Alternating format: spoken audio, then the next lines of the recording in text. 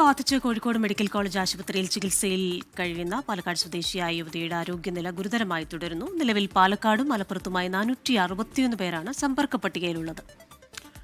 ഇതിൽ 27 പേർ ഹൈറിസ്ക് വിഭാഗത്തിലാണ്. 48 സാമ്പിൾ പരിശോധിച്ചതിൽ 46 എണ്ണം നെഗറ്റീവാണ്. മലപ്പുറം, പാലക്കാട് ജില്ലയിലുള്ളവർക്ക് കർശന ജാഗ്രതാ നിർദ്ദേശം നൽകിയിട്ടുണ്ട്. കോഴിക്കോട് നിന്ന് മിഥില ബാലനാണ് വിശദാംശങ്ങളുമായി ചേരുന്നത്. Mithila, good morning again. നിപ്പയുടെ കാര്യത്തിൽ ഒരു ആശങ്ക വേണ്ട എന്ന് പറയുമ്പോഴും ചില മുൻകരുതലുകൾ എടുത്തിട്ടുണ്ട്. എന്തൊക്കെ കാര്യങ്ങളിലാണ് മുൻകരുതലുകൾ? ഒപ്പം തന്നെ ഈ സാമ്പിൾ ടെസ്റ്റിൽ 48-ൽ 46 നെഗറ്റീവാണല്ലോ.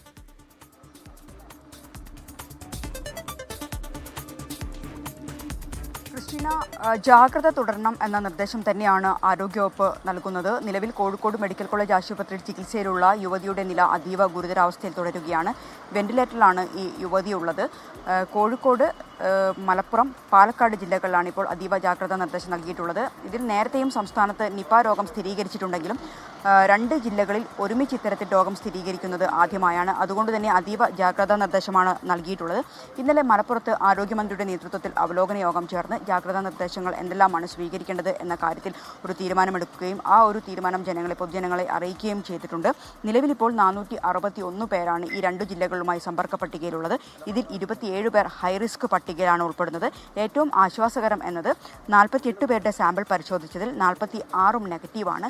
ഇത്തരത്തിൽ നിപ സ്ഥിരീകരിച്ച ജില്ലകളിൽ മാസ്ക് ധരിക്കണമെന്ന ഒരു കർശന നിർദ്ദേശം നൽകിയിട്ടുണ്ട്. ഇത്തരത്തിൽ നോക്കുകയാണെങ്കിൽ ഈ 3 ജില്ലകൾ, കോഴിക്കോട്, മലപ്പുറം, പാലക്കാട് ജില്ലകളിൽ അതീവ ജാഗ്രതാ നിർദ്ദേശം തന്നെയാണ് ആരോഗ്യവകുപ്പ് ഈ നിപയുമായി ബന്ധപ്പെട്ട് നൽകിയിട്ടുള്ളത്. ക്രിസ്റ്റീന. ശരി, മിഥില ബാലൻ വിവരങ്ങൾ നൽകുകയായിരുന്നു. പ്രത്യേകമായി പാലക്കാട്, മലപ്പുറം ജില്ലകളിൽ നിപ ജാഗ്രത തുടരുകയാണ്.